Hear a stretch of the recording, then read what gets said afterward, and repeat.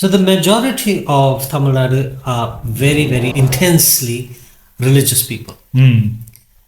Yet it doesn't show in the way they vote.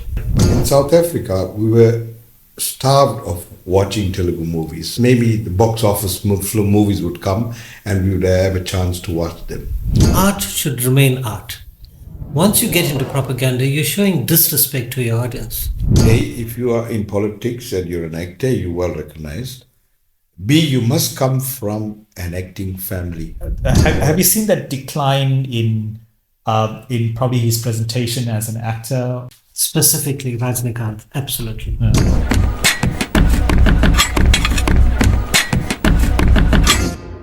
It is so annoying to watch a movie and then realize you're watching propaganda. Now, Mari Selvaraj is an absolutely brilliant director. Fresh, creative, bold, is bringing out issues in society that need to be spoken about. But he's doing so in such a one-sided way that it's no longer art, it's now pure propaganda. And for me, that's the problem. Art should remain art. Once you get into propaganda, you're showing disrespect to your audience. Show them both sides of the coin, let the audience make up their own mind. Do not preach to them and say this is wrong and that is right. Because for me, as a member of the audience, I am quite insulted when I realize the director is trying to push my thinking in a particular way. Understood, yes. You know, Devan, you look at a movie in a far different way than the normal audiences. Yes, you're very critical on your movies, on your judgment on your movies, on your assessment of the movie, which I'll agree to you to an extent. But today, as we're mixing movies with politics, right? Today, all the great actors or the main lead actors, they're giving us the same type of storyline. They're coming out with a few. Each movie must have an item song. Item song become the hit of the movie, and the storyline is more or less the same.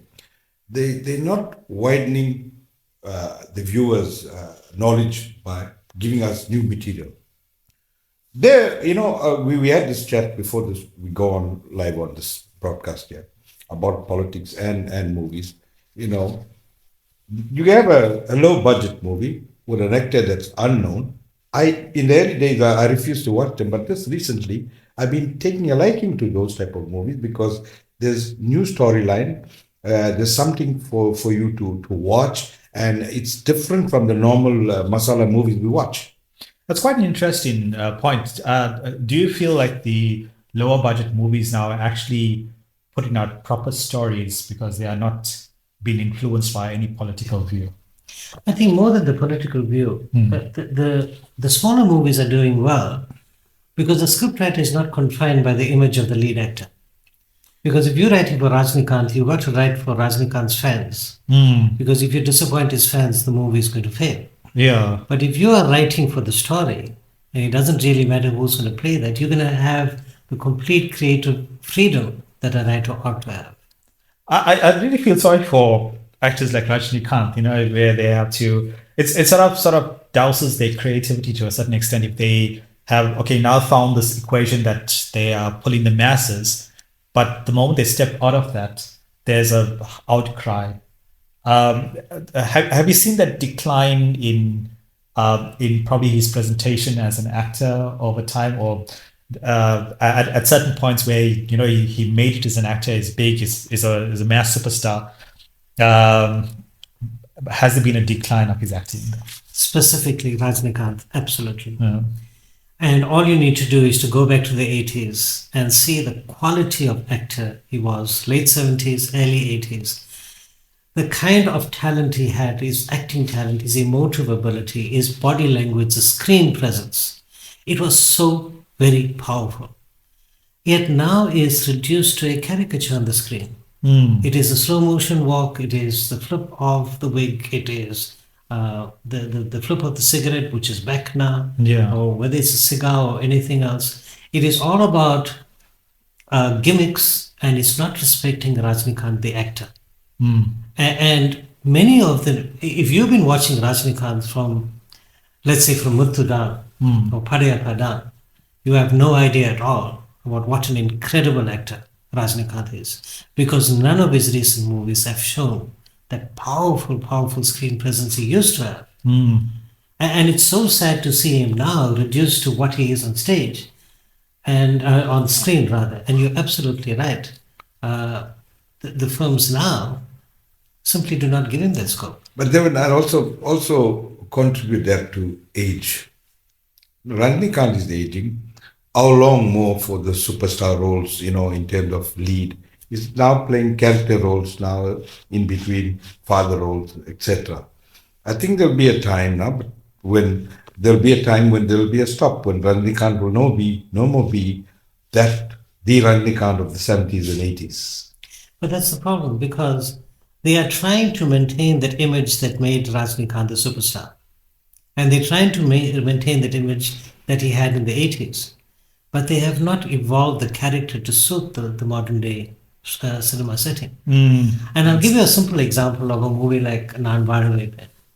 Naan Vaadave Pen had Sivaji Ganesan and Rajinikanth sharing the screen. Now, Sivaji Ganesan was a giant of an actor at that time.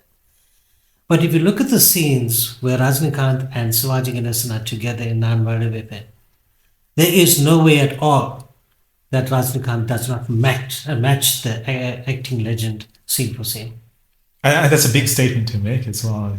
His screen presence was phenomenal. Obviously, he would have been nervous acting with Sivaji. Of course, yeah. But if you look at it on the screen, I cannot recall any Rajinikanth movie in the last 20 years where he had that kind of screen presence.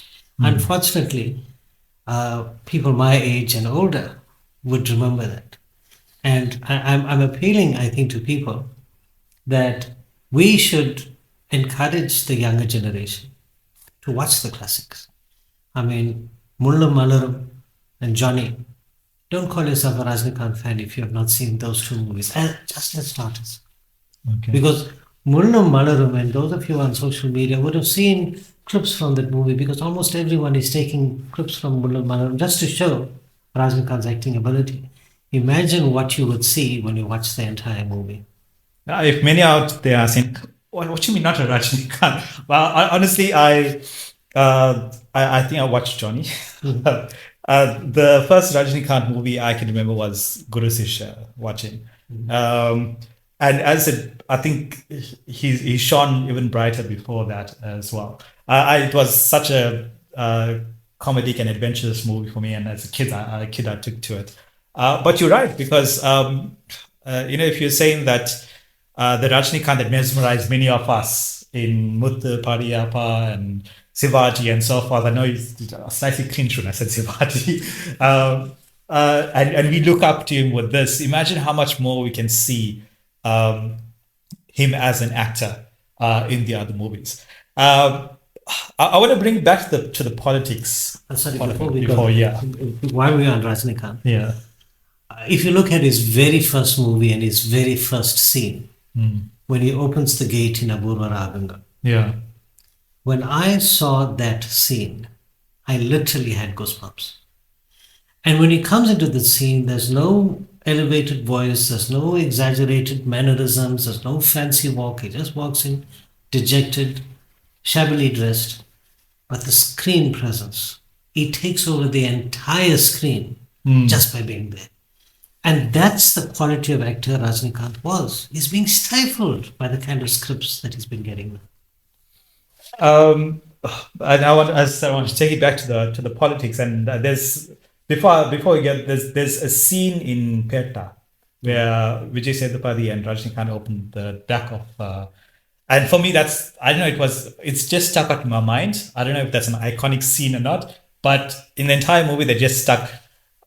Do you think to a certain extent they were trying to recreate the old Rajinikanth in Vijay Sethupathi? Yes, I mean, right from Sivaji, the movie Sivaji, they were talking about we want to bring back the Rajinikanth from the 80s.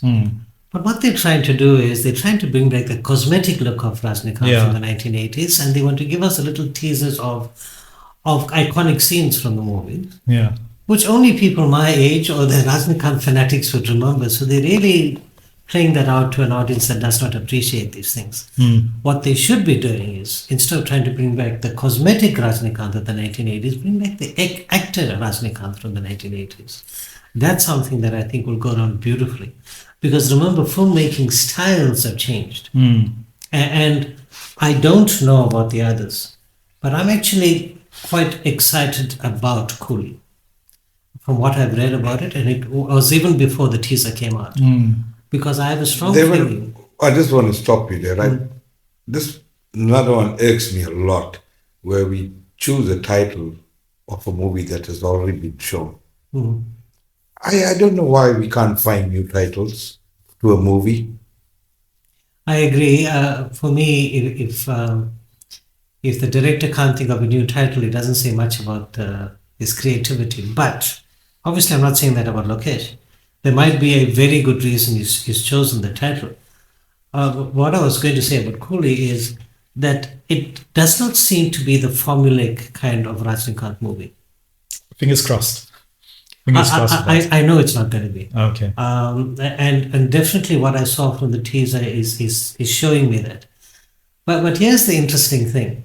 Rajnikant's popularity on the screen could have easily been translated into some political power. And we remember he went out, all out, called up a meeting, announced he's going into politics. Exactly. And then used his health as a reason and said, I'm stepping back.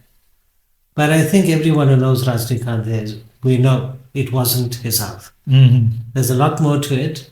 And it's the same reason that Shivaji Ganesan stepped out of politics. Remember, he was very, very involved in politics. And he stepped out for the same reason that Rajnikant refused to step in. And I think taking from there into one of the superstars of Telugu as well.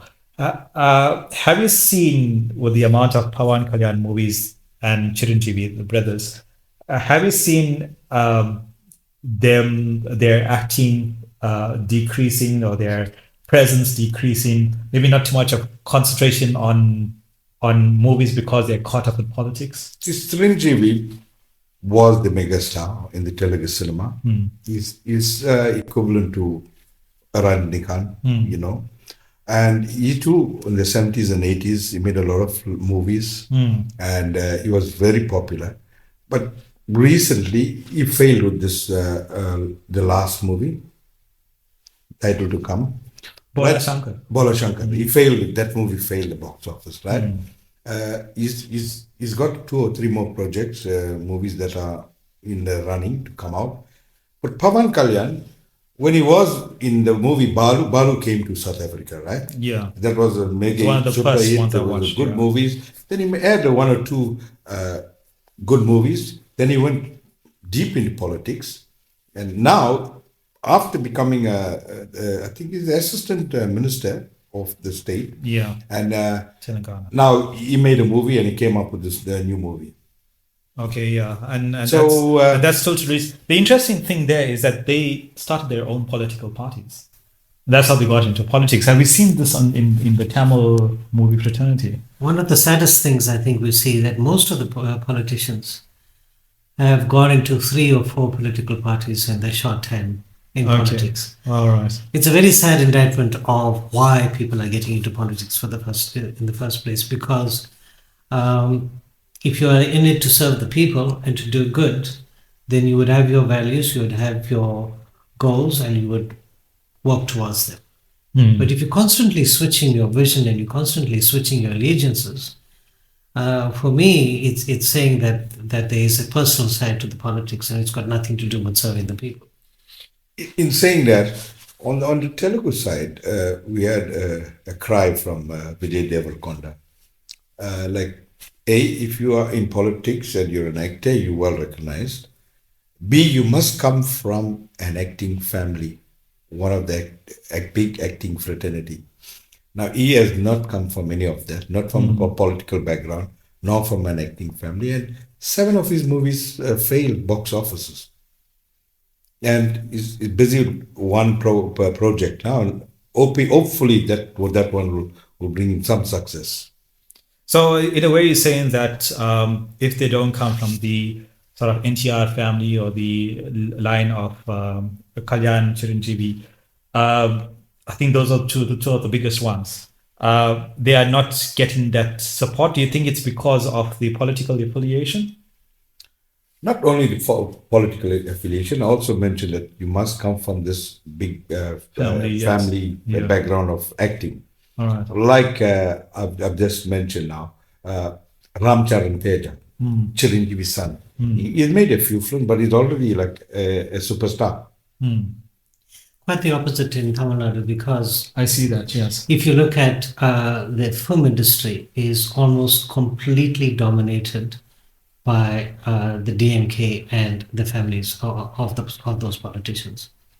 So if you look at Red Giant Pictures and Sun Pictures are basically involved in every major release, either as producers or distributors, or have full control over the cinema's screening. Now that is a monopoly, and it is unhealthy monopoly. And if you look at the kind of interference that they have in terms of which movies can release when, we don't have to go very far back to beginning of this year. A very good example of interference when a major movie was pulled back just because a movie that was funded, directed, and had a whole lot of people associated with the ruling party, that film had to take center stage. Now, if you're an independent producer and you want to release a really good movie, and the ruling party has got someone that they have already chosen and said, no, they want that movie released, you're not going to be able to find a distributor. And even if you find a distributor, you're not going to find suitable screens for that movie. Now that is unhealthy. That is interference in the art. And remember, the people that control the media control the minds.